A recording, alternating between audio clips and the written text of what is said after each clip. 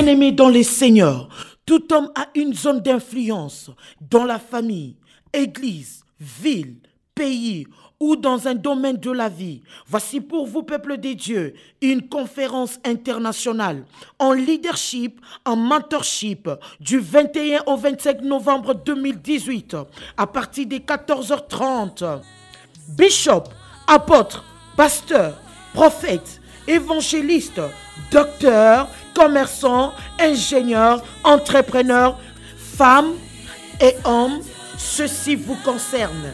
Partage d'expérience avec les pairs, une expérience qui nous invitera de commettre certaines erreurs et nous aidera à gagner le temps perdu pour comprendre. 21 au 25 novembre 2018, un rendez-vous à ne pas manquer, un moment de la grandeur, situé sur l'avenue Biaï, tronçon qu'il est la balanda de la Révolution. Comme thème, réveiller un héros au centre de l'Afrique. Oui, cette conférence est un choc de rencontre des hommes des dieux venus des endroits différents, tels que apôtre Jean-Baptiste Sumbela de Kinshasa, évêque Israël Monga de Lubumbashi, apôtre Henri Mbouya de Kinshasa et apôtre Jacques Ilunga de Bruxelles. Que Dieu vous bénisse. Karibu sana.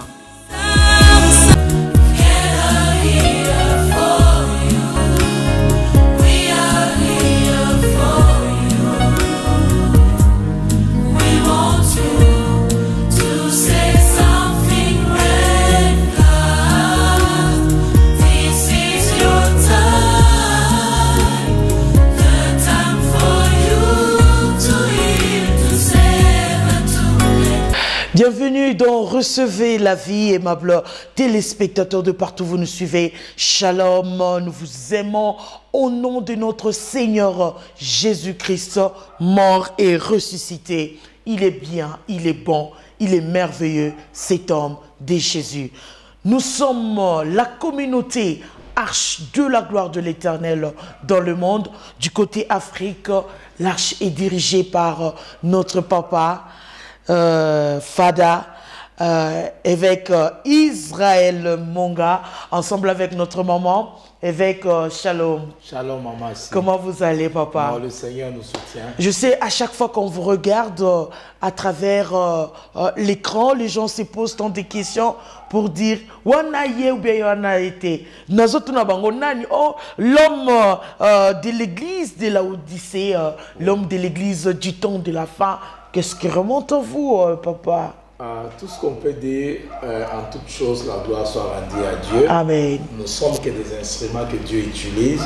Comme disait Jean-Baptiste dans notre émission, oui. Il faut que Christ croisse et que moi je disparaisse. Alléluia. Je crois que nous travaillons pour l'avancement du royaume de Dieu simplement. Waouh! Parce que nous travaillons pour l'avancement du royaume de notre Seigneur Jésus puisse aller. Notre but, c'est aller dépeupler le monde des ténèbres pour peupler le monde de notre Seigneur Jésus-Christ. Papa, aujourd'hui nous continuons toujours avec le dernier pilier dans ces grands thèmes, la percée de l'Église dans les temps de la fin. Oui. Oui, un petit rappel par rapport à ces grands piliers sur l'aveuglement spirituel, bien sûr. Oui, je voulais dire quelque chose qui a une importance capitale. Ouais.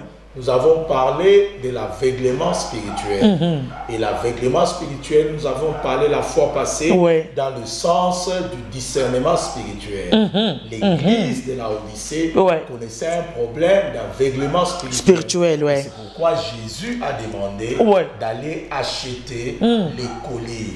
Et dans la version simple, on dit d'aller acheter un médicament pour voir clair. Ça signifie en d'autres termes, c'est un mot qui est très fort. Parce que le troisième pilier nous amènera au dernier pilier qui est la présence de Dieu. Waouh! Donc le dernier pilier, aimables téléspectateurs, c'est la présence des dieux. C'est la présence de Dieu. Ouais. Ça signifie en d'autres termes, lorsque nous regardons le troisième pilier qui est l'aveuglement spirituel, nous voyons que si vous regardez en profondeur, ce n'est pas seulement la capacité de distinguer le faux et le vrai, le mal et le bien, ce qui est la volonté de Dieu, ce qui ne l'est pas, c'est aussi d'être dans une église qui n'a pas de vision. Hein? Alors là, je rejoins ces passages bibliques qui parlent sur le peuple des dieux qui marche sans révélation. C'est un peuple des dieux qui marche sans frein. Comment vous pouvez expliquer cela? Ça signifie qu'il y a un peuple. Ouais. Et il y a une vision dans laquelle le peuple peut marcher. Ouais. Or, il n'y a pas le peuple sans un leader. Tout à fait. Et il n'y a pas un leader sans vision. Ça signifie que lorsqu'on dit mon peuple marche sans frein, ça signifie que c'est un peuple qui suit un leader qui n'a pas de vision, qui est aveugle. Et il n'y a qu'un aveugle qui ne saura pas conduire les autres aveugles. Très bien. Et ce qui fait qu'il est extrêmement important de savoir n'est pas avoir la vision, ce n'est pas avoir le discernement. Ça signifie que lorsqu'un peuple n'a pas de vision, ça signifie que c'est un peuple qui est dans le ténèbre, un peuple qui ne voit pas là où il va, un peuple qui est dans la routine, un peuple qui n'avance pas. Expliquez-vous, évêque, par rapport aux ténèbres qui n'avancent pas. J'aimerais associer un mot. Lorsqu'on dit c'est un peuple sans frein, ça signifie il y a trois mots. Le premier sans frein signifie un peuple qui est excessif dans ce qu'il fait. Ça signifie dans ce qu'il fait, il extrapole. Dans ce qu'il fait, il exagère. Il exagère. Ils oublient même de prêcher la parole de Dieu. Il y a ton musique jusqu'à la fin. Jusqu'à la fin, ça signifie qu'il n'y a pas de respect des objectifs. Il n'y a pas de respect strict des objectifs. Le mot sans frein signifie encore négligent. Ils ne savent pas quoi ils doivent faire. Ils ont des capacités, mais ils ne sont pas pressés pour accomplir la vision de Dieu. Et le troisième point, c'est qu'ils ne sont pas réglementés. C'est-à-dire que c'est dans la manière de travailler pour Dieu, ils ne sont pas préparés, ils ne travaillent pas en ordre, ils ne respectent pas le principe et les lois de Dieu. Ce qui fait que lorsque vous avez une vision, vous êtes réglementé. Très bien. Vous savez comment il faut conduire les choses. Donc voilà ce que je peux dire en termes simples. Et c'est pourquoi je voulais ajouter quelque chose qui a une importance capitale. Et nous l'avons lu ici. La Bible dit ce que Jésus avait contre cette église, c'est qu'il ne voyait pas clairement. Et pourquoi il ne voyait pas clairement? Parce qu'il y a une réalité entre la parole de Dieu et la présence de Dieu. La parole de Dieu et la présence de Dieu. Ça signifie sur le plan spirituel, l'aveuglement spirituel est dû à l'absence de la présence de Dieu en quelque sorte. Pourquoi on est aveugle? Parce que Dieu n'est plus là. Et qui est Dieu? Dieu, c'est la lumière. Ça signifie qu'au commencement était la parole était avec Dieu et la parole était la lumière. Mais comment on a découvert qu'il n'y avait pas de lumière? Pour que nous n'arrivons pas à voir. Le verset qui suit dit ceci. Voici, je me tiens à la porte. Et là, c'est Apocalypse 3, verset 20. Verset 28. Voilà. Je me tiens à la porte, et je frappe. Si quelqu'un entend ma voix, il ouvre, j'entrerai. Non, si quelqu'un entend ma voix et il ouvre la porte, j'entrerai chez lui, je mangerai avec lui, il mangera avec moi. Et ici, lorsqu'on utilise le mot manger, c'est un terme qui est un peu vague. Louis II utilise le terme souper. Souper. Ça signifie lorsqu'on dit souper, on a affaire d'abord, il y a eu un déjeuner, il y a eu ce qu'on appelle le dîner, et puis souper. Et quand est-ce qu'on prend le déjeuner? Lorsque le soleil vient de se lever. Quand est-ce qu'on prend le dîner? Lorsque le soleil est à midi. Mais quand est-ce qu'on prend ce qu'on appelle souper? Lorsque les ténèbres couvrent la terre. Ça signifie que Jésus nous livre un secret en disant que je viendrai toquer exactement. Ça ne sera pas lorsque le soleil sera là. C'est lorsque les ténèbres seront là. C'est lorsque moi je suis. Mais papa, lorsque vous parlez que le Seigneur viendra toquer, Mais lui, il est souverain. Oui. Il est Dieu tout-puissant. Oui. Normalement, il devait être dedans, pas toquer pour qu'on ouvre. Exactement. Ça veut dire quoi? Qu'est-ce qui est caché là-bas? Exactement, c'est qu'il viendra pendant un moment où le ténèbre couvre toute la terre, un moment où on ne s'y attend pas, un moment où le mal domine tout. Donc les ténèbres représentent le mal. Exactement. Il viendra lorsque le mal sera à son sommet. Parce que moi je croyais que les ténèbres c'est juste manquement de la lumière. Non, non, ce sont les œuvres qui se font dans le ténèbre. Plus le ténèbre est épais, plus les mauvaises choses deviennent très influentes. Et ce qui fait que Jésus s'est retrouvé dehors. Le fait déjà qu'il le toquait, selon les évangélistes, ils prennent ces versets pour que quelqu'un ouvre son cœur, accepte Jésus. Mais le contexte, c'est que c'est la porte de l'église de Laodicée, là où Jésus toquait. Il est supposé être à l'intérieur. Mais manque d'identité, la recherche de l'argent et la nudité et l'aveuglement spirituel l'avaient déjà basculé dehors. Donc tous ces péchés-là, Jésus a fui. A fui, il est sorti. Il commence à dire ouvrez-moi. Ouvrez-moi, je suis de retour. Pendant qu'il dit ouvrez-moi, dehors, il n'y a que le ténèbre. Ce qui fait que l'église de Laodicée, c'est une église par ses habitudes et ses pratiques. Ils ont fini par chasser la présence de Dieu. Oh Jésus. Et c'est pourquoi il dit je toque. Il n'y avait plus la présence de Dieu à l'intérieur. Beaucoup d'églises. Plus nous tendons vers la fin, ils vont garder beaucoup de choses. Ils vont perdre la présence de Dieu. Maman, c'est ce qui est important. Qu'on te prenne même l'argent, qu'on te prenne même le travail. Qu'on laisse la présence de Dieu. C'est dans la présence de Dieu que les bâtons d'Aaron avaient fleuri. C'est dans la présence de Dieu. Il y a des fois nous prions beaucoup sans la présence de Dieu. Nous gênons beaucoup sans la présence de Dieu. Nous venons chaque jour à l'église dans la présence de Dieu. Maman, si là où il y a la présence de Dieu, on ne force rien. Tout est automatique. Mais regardez le bâton d'Aaron. C'est lui que Dieu a choisi. C'est celui dont le bâton va pousser. Le bâton, il était un bâton sec. C'est l'image d'un bâton qui est quelque chose qui a la malédiction. Dieu dit de ne pas prier. Il dit prenez seulement ce qui est maudit, mettez dans ma présence, sans racine, sans une source lumineuse, sans la terre. Le bâton a produit. Ça signifie que la présence de Dieu fait sortir des grâces qui sont cachées à nous. La présence de Dieu transforme la malédiction à la vie. Quelqu'un qui prie dans la présence de Dieu ne fournira pas beaucoup d'efforts. L'église de Laodicée avait perdu la présence de Dieu. Mais comment définissez-vous la présence de Dieu? C'est lorsqu'il fait froid, lorsqu'il fait chaud, ou bien lorsqu'il y a trop de bruit quelque part. La présence de Dieu n'est pas d'abord le problème de faire beaucoup de bruit. La présence de Dieu n'est pas le fait de taper les mains pendant longtemps. La présence de Dieu, ce n'est pas de dire dites Alléluia. La présence de Dieu, c'est vie à l'intérieur de ton esprit. Démontrez, papa. Et c'est pourquoi lorsque Adam et Ève ont péché, la Bible dit l'Esprit de Dieu s'est séparé d'eux. Ça signifie qu'il y a ce qu'on appelle la mort spirituelle. Quelqu'un peut chanter en étant mort intérieurement. Quelqu'un peut prêcher en étant mort intérieurement. Quelqu'un peut danser en étant mort intérieurement. Ce qui fait que la présence de Dieu, c'est à l'intérieur de notre esprit. Satan va de l'intérieur. Donc, Satan va de l'extérieur vers l'intérieur. Dieu va de l'intérieur vers l'extérieur. Si sa présence n'est pas à l'intérieur, vous ne la verrez pas à l'extérieur. Donc, on communique en donnant ce qui est de l'intérieur. Exactement. Exactement. Ce qui fait que c'est une église où il y a eu des amusements. C'est une église là où on ne se préoccupait plus de la spiritualité. On se préoccupait du bien matériel. On se préoccupait des mariages. On se préoccupait de l'argent. Des accessoires là. La vérité, c'est que nous devons nous attacher au donateur que s'attacher au don. Parce que la présence de Dieu est liée au donateur. Alléluia. Et c'est pourquoi il était important de constater que dans cette église, Jésus était censé être à l'intérieur, mais il était à l'extérieur en train de toquer.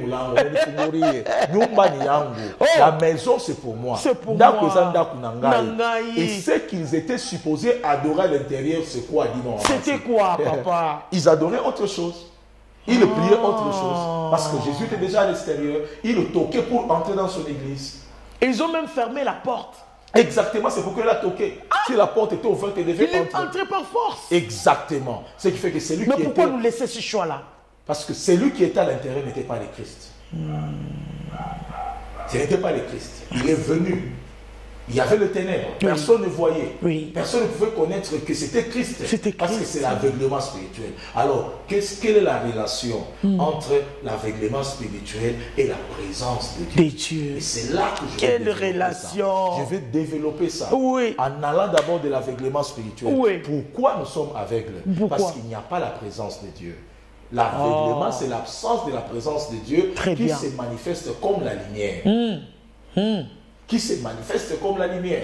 La Bible dit au commencement était la parole. La parole était avec Dieu et la parole était Dieu lui-même. La parole était la vie et la vie était la lumière. Ça signifie que la parole se métamorphose soit à la vie, soit à la lumière. C'est pourquoi au commencement, avant que Dieu crée toutes choses, notre Dieu ne crée jamais dans le noir. Alléluia. Tu ne verras jamais Dieu créer l'homme dans le noir.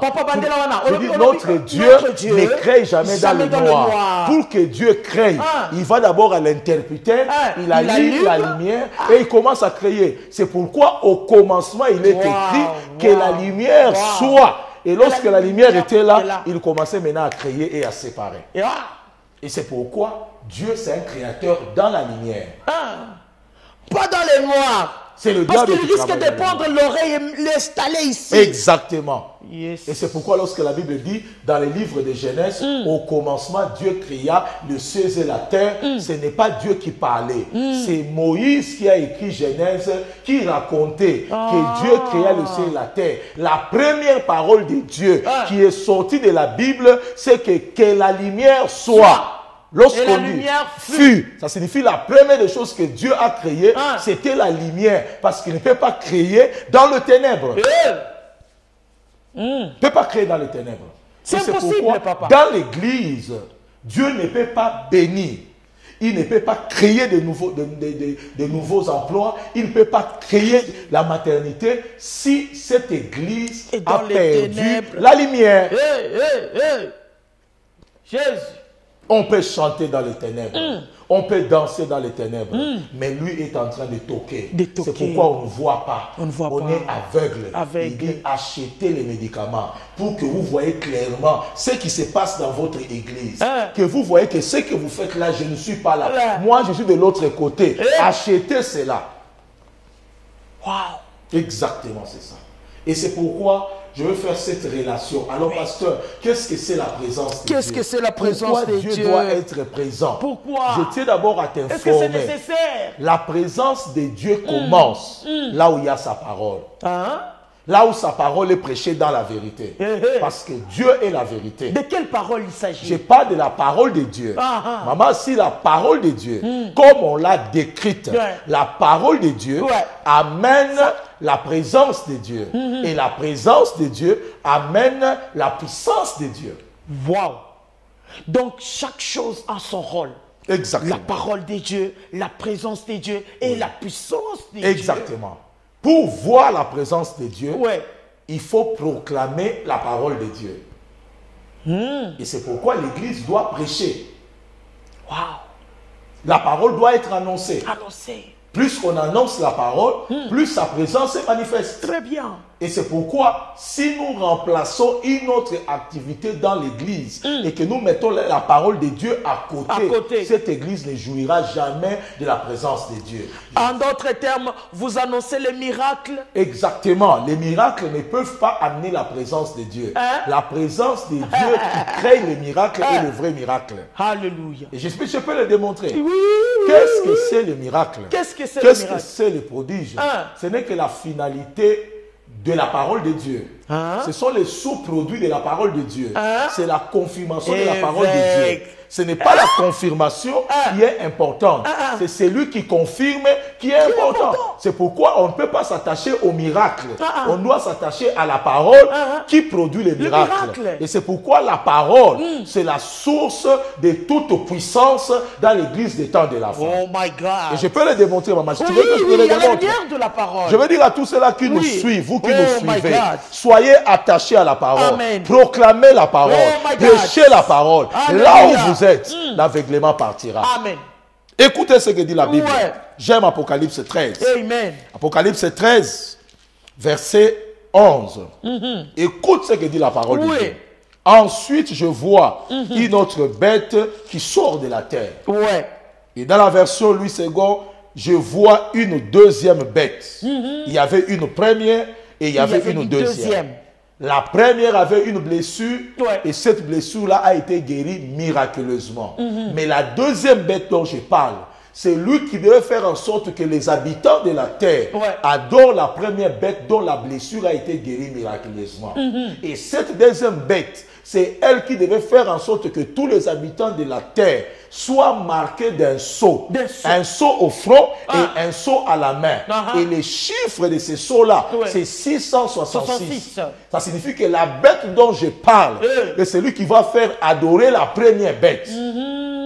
Et cette bête nous intéresse pourquoi? Parce qu'elle nous donne le secret entre la parole et les miracles.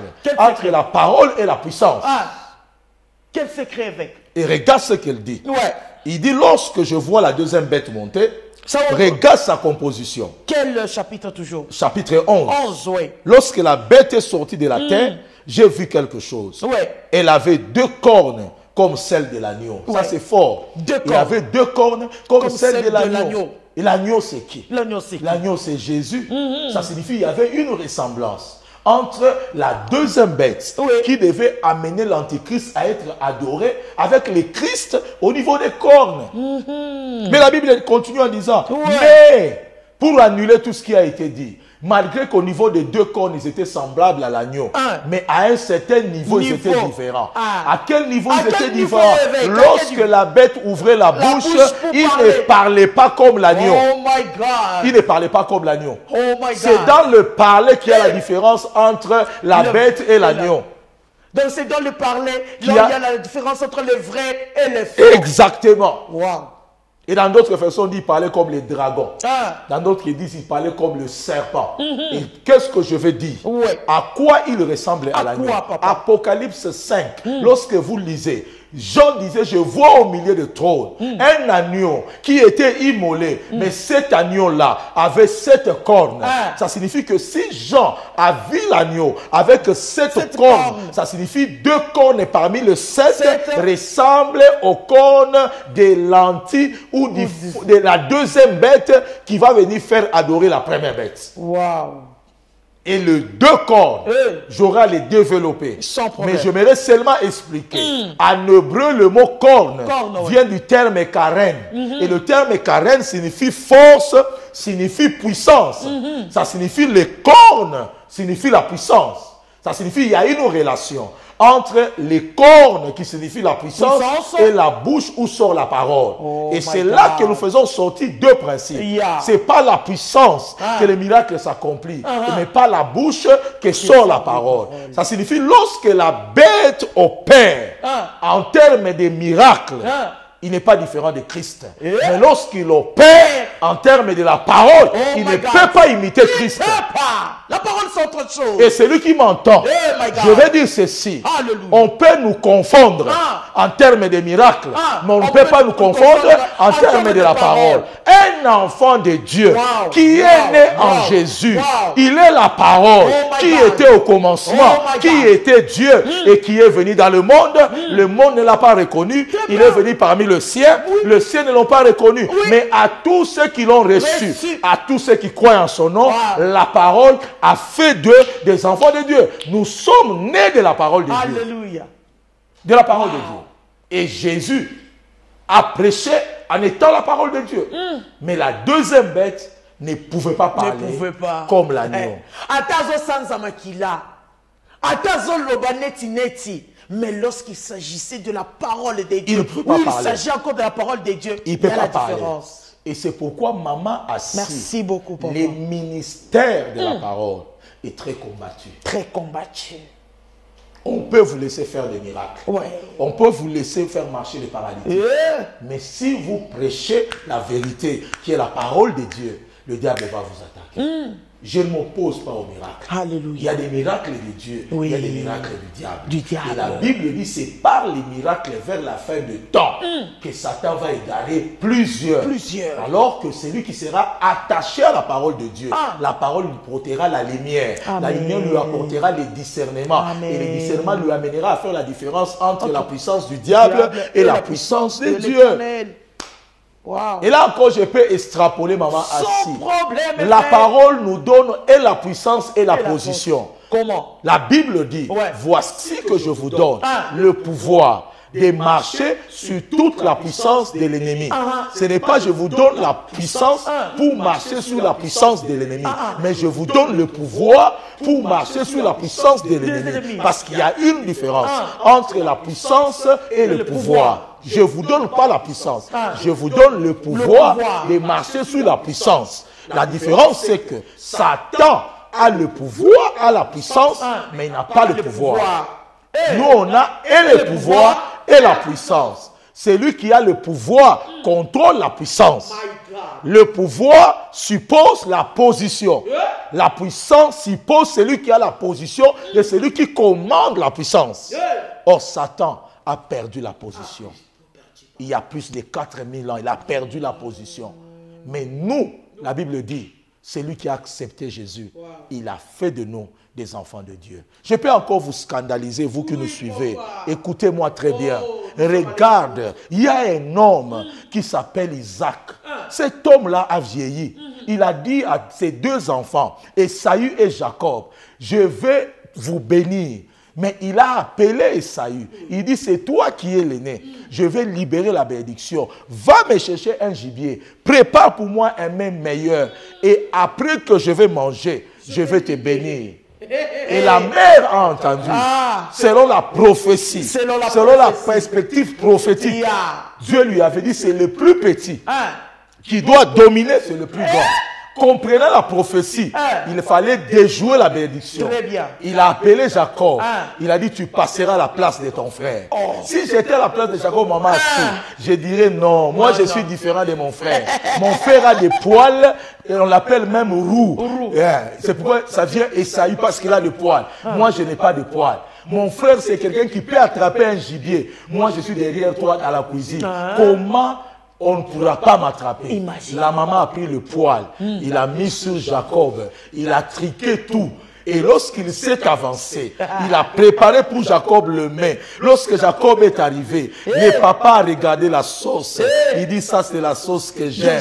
Maintenant je dois bénir mon fils. Mon fils, approche-toi. Lorsque Jacob, déguisé à Esaü, approche, il touche le main. Et Jacob dit, mais voici mon père, bénis-moi. Comme le père était aveugle, comme le père avait l'aveuglement spirituel, il ne pouvait pas savoir si c'est Jacob, si c'est Esaü. Alors il a touché le corps. Il a dit non. Lorsque tu dis bénis-moi mon père, le corps c'est le corps d'Esaü. Mais la voix c'est la voix de Jacob. Mais papa n'a pas tenu compte de la voix. Il a tenu compte du corps. Il a béni celui qui ne devait pas bénir. Parce qu'on peut manipuler l'extérieur, mais on ne changera jamais la voix. On peut manipuler le miracle, mais on ne manipulera jamais la parole de Dieu. Et c'est pourquoi la parole de Dieu doit rester authentique dans l'église. C'est elle qui maintient la présence de Dieu. C'est elle qui transforme la présence de Dieu à la puissance de Dieu. Nous aimons la puissance, mais la puissance qui vient de la parole. Alléluia. En d'autres termes, le père disait, il se disait lui-même, le corps c'est pour mon fils. Exactement. Mais la parole, la voix, c'est la voix d'Esaü. Il avait dit la vérité. Parce que la maman ne pouvait pas changer la voix. La voix vient de l'intérieur. Le poil, il pouvait le mettre. Mais la voix vient de l'intérieur. C'est pourquoi la deuxième bête peut faire tout à l'extérieur. Il parlera comme un serpent. Vous allez l'attraper. il peut faire marcher. Mais ils sont là déjà, on il peut le faire voit. marcher, il peut faire marcher les paralytiques. Il peut cracher n'importe quoi. Il peut même cracher le feu. Lorsque il commence à parler. Là, il faut dire la sanctification. Il va dire autre chose. On va l'attraper. Il va chasser les démons. Il va chasser les démons. Il va faire marcher les paralytiques. Mais la loi de la parole qui dit ne touche pas la femme d'autrui. Là, il ne sera pas justifié par la Ça signifie, je vais dire en d'autres termes. Oui. Lorsqu'il va faire marcher les paralytiques, il va faire voir les aveugles. La parole dit ne touche pas la femme d'autrui. Lorsque lui va prêcher, il ne saura pas prêcher cette parole. Pourquoi? Cette parole-là, lorsqu'elle la prêche, ça sera un jugement contre lui. Et personne ne peut se prêcher soi-même. Alors, il ne prêchera pas sur ça. Il va dire, vous serez prospères. Il va dire, Dieu vous bénira. Lorsqu'il va parler là, il y aura une voix interne là. Qui va, comment dire, Lobo Sumukaki, Ozaki Moi Sabat. Alors, il ne va pas traîner là-bas. Il ne va pas traîner. Il ne parlera même pas de ça. Il parlera de la grâce. Il parlera de la grâce. Évêque. Il dira, la grâce comment? Il dira, tout est grâce. Tout est grâce. Et sa grâce. Et sa grâce.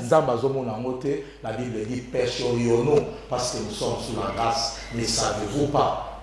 Chacun est esclave de ce qui domine en lui. Et là, je vais terminer en disant, la loi dit, mets la loi en pratique, tu vivras par elle. La grâce ne vient pas abolir la loi, mais la grâce dit, reçois la vie et respecte la loi. Ça signifie, avant tu n'avais pas la vie, c'est pourquoi tu n'arrivais pas à respecter la loi. Maintenant, je te donne la vie, tu n'as plus d'excuses pour ne pas respecter la loi. Mais nous sommes pourquoi c'est la Jésus. Jésus, la grâce, mais... C'est pourquoi le standard de la grâce a un plus grand jugement que le standard de la loi. Parce que c'est lui qui ne respecte pas la loi. Là, c'est un autre thème. Exactement. À développer avec. À développer. Aimables téléspectateurs, à ne pas manquer. Alléluia. Oui. Vous êtes en train de parler sur la parole. La bête. La présence de Dieu. La bête a des cornes, comme les cornes de l'agneau. Oui. Mais il s'agit de parler. Il ne parle pas comme l'agneau. Ça signifie en d'autres termes, ce n'est pas la parole que la présence de Dieu s'établit dans une maison, dans une église. Et la présence de Dieu étant établie, elle attire la puissance de Dieu. Est-ce que c'est important, évêque, de demeurer dans la présence de Dieu? Exactement. Demeurer dans la présence de Dieu, c'est la plus grande bénédiction. Et demeurer dans la présence de Dieu, c'est demeurer dans la parole de Dieu. Respecter la loi de Dieu. Et la présence de Dieu vient toujours sous l'arche. Pourquoi la présence vient sous l'arche? Parce qu'à l'intérieur de l'arche, il y a la loi de Dieu. Et c'est pourquoi il y avait la nuée. Et la nuée ne se retirait pas. Lorsque la nuée montait, les gens avançaient. Lorsqu'elle descendait, la présence de Dieu suit toujours la parole. Parce que vous parlez de la loi, de quelle loi il s'agit? Il s'agit de la loi de Dieu qui est le respect des commandements de Dieu et les exigences de la parole de Dieu. La Bible dit que Dieu prend plus plaisir à la loi, à l'obéissance qu'au sacrifice. Nous allons dans les églises, nous prêchons la parole de Dieu. Ce n'est pas parce que nous prêchons la parole de Dieu, nous prophétisons que nous serons sauvés. Nous serons sauvés lorsque nous allons accomplir la volonté de Dieu. Plusieurs prêcheront à mon nom. Plusieurs diront, on a fait des miracles, je vous dirai que je ne vous reconnais pas. Comment quelqu'un qui fait les miracles, tu ne vas pas les reconnaître? Quelqu'un qui a prophétisé, tu ne vas pas les reconnaître. Il n'a même pas dit que le miracle là est faux. Il n'a même pas dit que la prophétie est faux. Mais il dit seulement que je ne te reconnais pas. Je ne te reconnais pas comment. C'est parce que tu ne respectes pas la loi de Dieu. Très bien. Très bien. Exactement. Wow. Et c'est pourquoi parlons comme l'agneau. Comment est-ce que l'agneau parle, évêque? Oui, papa. Les caractéristiques de l'agneau. Oui. L'agneau, c'est un animal qui est humble. Et l'agneau est caractérisé par son humilité. Oui. Et l'humilité de l'agneau, c'est que c'est l'animal qui n'a pas la capacité de se défendre. Wow. Donc, tu peux faire tout et il te regarde alors? Oui. Pourquoi l'agneau ne se défend pas? Parce que l'agneau n'est pas appelé à se défendre. En lui, il n'a aucune force. Mais c'est quelqu'un d'autre qui le défend. Ce qui fait que lorsque tu es devant un orgueilleux, il t'insulte, il parle, toi ne parle pas. En gardant silence, Dieu, lui, va parler à ta place. Très bien. La Bible dit, garde le silence, je combattrai pour toi. C'est pourquoi la Bible dit, comme un agneau mioué, on l'a mené à l'abattoir, il n'a pété aucun mot. Comme un agneau mioué, il n'a rien dit de sa bouche. Il n'a rien dit. En d'autres termes, ça signifie qu'il savait que même si vous me frappez, même si vous me faites du mal, je ne me défendrai pas. Il y a quelqu'un d'autre qui me défend. Alléluia. C'est là que Dieu a dit à Moïse, dis au peuple de garder silence. Les Égyptiens que vous voyez, vous ne le verrez plus jamais. Gardez silence. L'Éternel combattra pour vous. Ce qui fait que le caractère de l'agneau, c'est l'humilité. Le caractère de l'agneau, c'est le silence. Je vais dire à tous ceux qui nous entendent que dans cette église de Laodicée, dans cette église de Laodicée, que l'ennemi ne puisse pas vous mettre dans la confusion. Alléluia. Je me tiens à la porte. Oh my God. Je frappe. Celui qui entend ma voix, il ouvre, j'entrerai. Je souperai avec lui. Alléluia. Et lui avec moi. Amen. Il veut dire en termes simples, les ténèbres est déjà là. Les ténèbres le déjà temps là. est déjà mauvais. Oh Jésus. Ce qu'on nous prédisait, on le voit déjà. On le voit. Jésus revient bientôt. Il toque à ta porte. Toque. Toi qui l'avais déjà abandonné, il toque à ta maison. Amen. Toi qui l'avais déjà délaissé, il toque à ta maison. Toi serviteur qui prêche les mensonges, il t'attend pour le jugement. Ouvre la porte de ton cœur. Ouvre la porte. Jésus est là. Amen. Ouvre la porte de ton cœur. Jésus est là. Sa présence est là. Sa présence est là. Ouvre ton cœur. Ouvre ton cœur. Il va te guérir. Alléluia. Ouvre ton cœur. Oh, Jésus. L'oppression quittera ta maison. Alléluia. Ouvre ton cœur. La maladie quittera ton corps. Hey. Ouvre ton cœur. Hey. Ton travail sera libéré. Alléluia. Ouvre ton cœur. Le changement entrera dans ta destinée. Alléluia. Un sorcier n'a aucun pouvoir sur toi. Amen. Un magicien n'a aucun pouvoir sur Oh toi. my God. La présence de Dieu fait fuir les ténèbres. Amen. De la même manière, lorsque j'allume la lumière, les ténèbres disparaissent. Alléluia. Lorsque tu es dans la lumière, lumière, tu ne marcheras jamais dans les ténèbres. Amen. Jésus. J'ai béni ta journée. Alléluia. J'ai béni ton travail. Amen. J'ai béni ta santé. Amen. Et je proclame la victoire dans Amen. ta vie. Sois béni. Sois béni. Au nom puissant de Jésus. Et je dis Amen. Wow. Merci Saint-Esprit. Peuple de Dieu crie très fort. Alléluia. Wow. Merci évêque. Merci Saint-Esprit. Évêque, ma prière, ensemble avec nos téléspectateurs, que Dieu vous garde toujours dans sa présence. De telles révélations nous donnent la force. Pour ma tête, et comment recevoir, et comment tata moi sindoki, et comment kanga bisaka. Mais ici, l'homme de Dieu vient de nous parler sur de demeurer dans la présence de Dieu. Et cette présence de Dieu, c'est la parole de Dieu qui demeure. Papa, tout le peuple de Dieu. Là, nous avons le alerte. Jésus-Christ revient bientôt. Vous solo bientôt, mais je te dis, Jésus-Christ revient bientôt. Répare, arrange, prépare-toi. Lorsqu'il sera là, en train de frapper, que tu ouvres et que tu soupes avec lui. Tu manges avec lui le repas du soir. Nous sommes sur l'avenue Biaï. Waouh! L'avenue Biaï tronçon, qu'il est la balanda de la révolution. Bien-aimés, nous sommes dans la province du Haut-Katanga. Notre pays, c'est la RDC, République démocratique du Congo. Évêque, lorsque je parle de mon pays, nous tendons déjà vers les élections. Alléluia. On a besoin que Jésus-Christ puisse parler.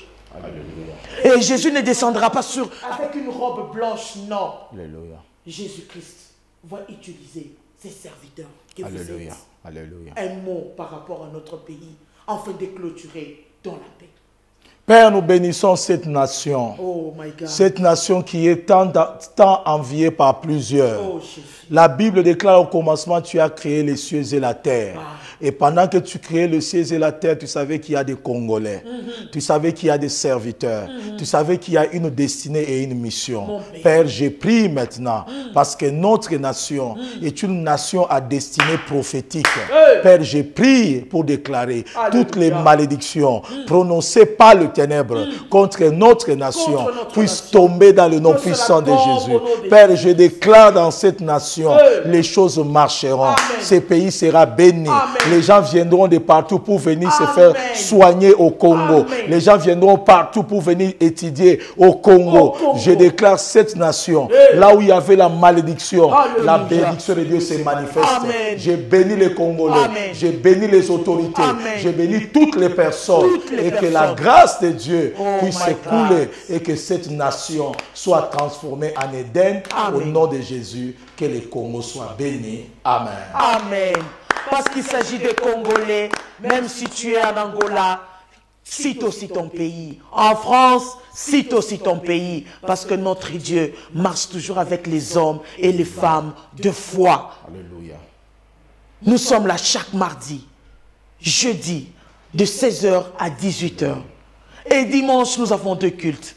Peut-être tu te poses des questions, mais là où je suis, où se trouve l'église Arche de la gloire de l'Éternel, appelle. Les numéros sont affichés. Jésus-Christ vous aime. Jésus-Christ vous attend. Une seule chose, accepte Jésus-Christ comme Seigneur et Sauveur. Et ta vie va changer. Que le Seigneur Dieu vous bénisse. Amen. Merci beaucoup. Restez branchés. Et surtout, tiens fort, parce que Jésus-Christ revient bientôt. La parole de Dieu. Bye bye. Bien-aimés dans les seigneurs, tout homme a une zone d'influence dans la famille, église, ville, pays ou dans un domaine de la vie. Voici pour vous, peuple de Dieu, une conférence internationale en leadership, en mentorship du 21 au 25 novembre 2018 à partir des 14h30. Bishop, apôtre, pasteur, prophète, évangéliste, docteur, commerçant, ingénieur, entrepreneur, femmes et hommes, ceci vous concerne. Partage d'expérience avec les pairs, une expérience qui nous invitera de commettre certaines erreurs et nous aidera à gagner le temps perdu pour comprendre. 21 au 25 novembre 2018, un rendez-vous à ne pas manquer, un moment de la grandeur, situé sur l'avenue Biaï, tronçon qu'il est la balanda de la Révolution. Comme thème, réveiller un héros au centre de l'Afrique. Oui, cette conférence est un choc de rencontre des hommes de Dieu venus des endroits différents, tels que apôtre Jean-Baptiste Sumbela de Kinshasa, évêque Israël Monga de Lubumbashi, apôtre Henri Mbouya de Kinshasa et apôtre Jacques Ilunga de Bruxelles. Que Dieu vous bénisse. Karibu sana.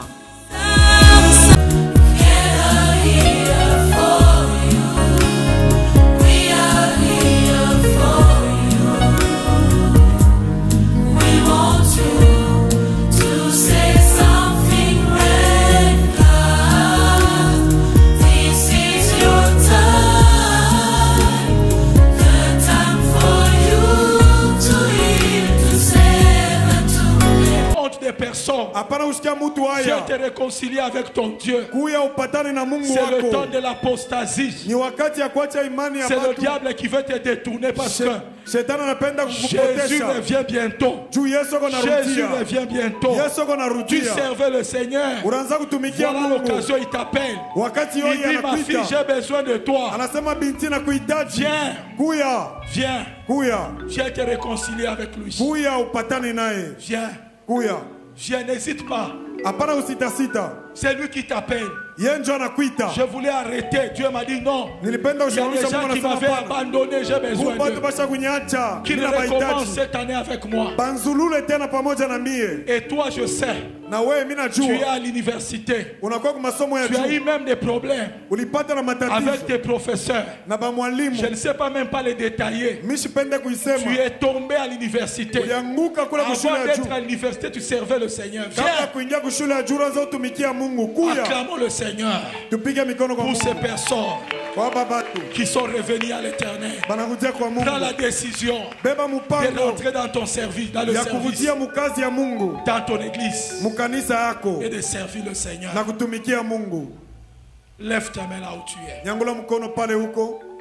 Dis avec moi, Seigneur Jésus, je reviens à toi. Je reviens à toi. J'ai péché contre toi. J'ai péché contre toi. Pardonne-moi, Seigneur. Pardonne-moi, Seigneur. Pardonne mes péchés. Pardonne mes péchés. Lave-moi par ton sang. Lave-moi par ton sang. Aujourd'hui, je prends la décision. Aujourd'hui, je prends la décision. Comme cet enfant prodigue. Comme cet enfant prodigue. De revenir à toi. De revenir à toi. De te servir. De te servir. Et de t'être fidèle. Et de t'être fidèle. Au nom de Jésus de Nazareth. Au nom de Jésus de Nazareth. Au nom de Jésus de Nazareth. Au nom de Jésus de Nazareth. Levez vos mains. Je vais inviter le pasteur Guy. Pendant qu'il s'avance, il va prier pour vous. Pour vous réconcilier avec le Seigneur.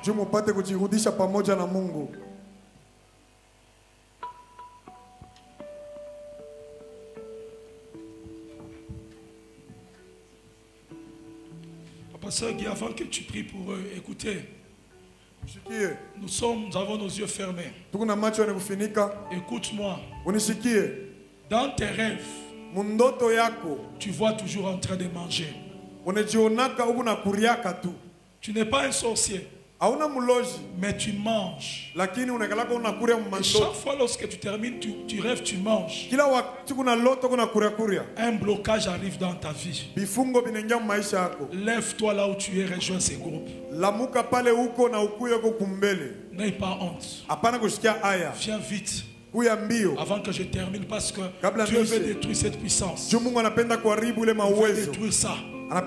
Tu fais ces rêves-là à tout moment. Ce que tu manges, ça bloque ta spiritualité. Viens.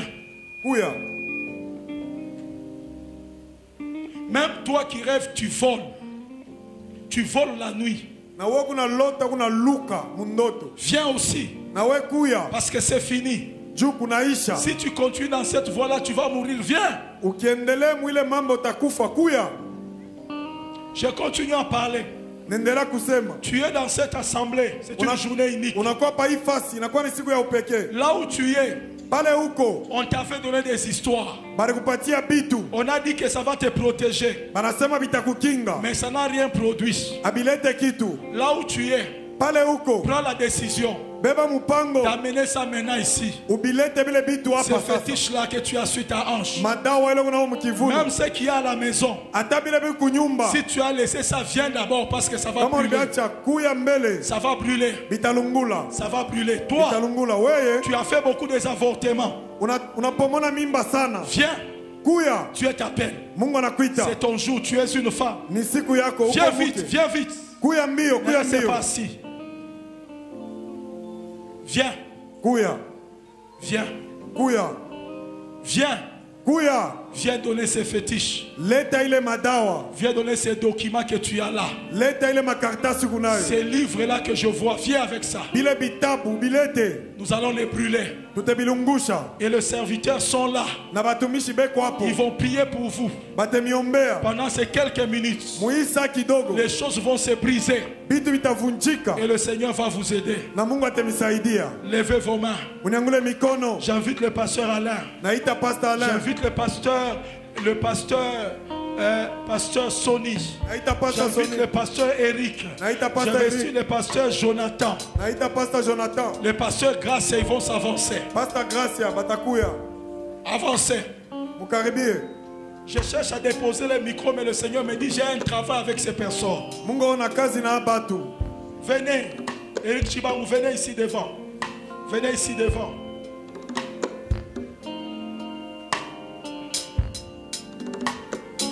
Pasteur Samuel vient.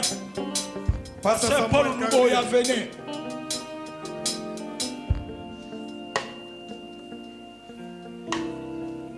Pasteur Jérémie,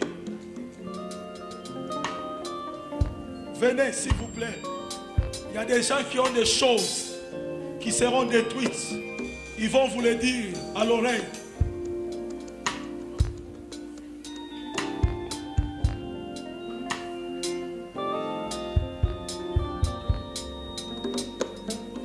Écoutez, pendant qu'on sera en train de chanter, imposez les mains à ces personnes. Il y a des choses qui sortiront de leur corps. Ceux-là qui ont touché au fétiche, vous leur dites à l'oreille. Ceux-là qui ont touché à l'occultisme, vous leur dites à l'oreille. Ils vont juste déclarer, vous êtes libérés. Ceux-là qui rêvent, qui mangent les histoires, ceux-là qui sentent la nuit, le vol, vous déclarez la sorcellerie sera détruite. Ceux-là qui sont restés, tenez-vous debout. Et les pasteurs qui sont là, vous levez aussi vos mains. Et nous prions pour ces personnes, s'il vous plaît. Parce que nous sommes déjà arrivés à la fin. Ceux-là qui sont levés les mains. Pendant que nous célébrons ici avec la chorale, pendant que vous chantez, les pasteurs vont imposer les mains. Et ils vont prier pour ces personnes. Et nous sommes en train de louer. Dansez comme vous n'avez jamais dansé. Ceux-là qui sont malades, vous serez guéris là où vous êtes. En dansant seulement, vous provoquez la puissance de Dieu. Est-ce qu'on peut d'abord acclamer très fort le Seigneur?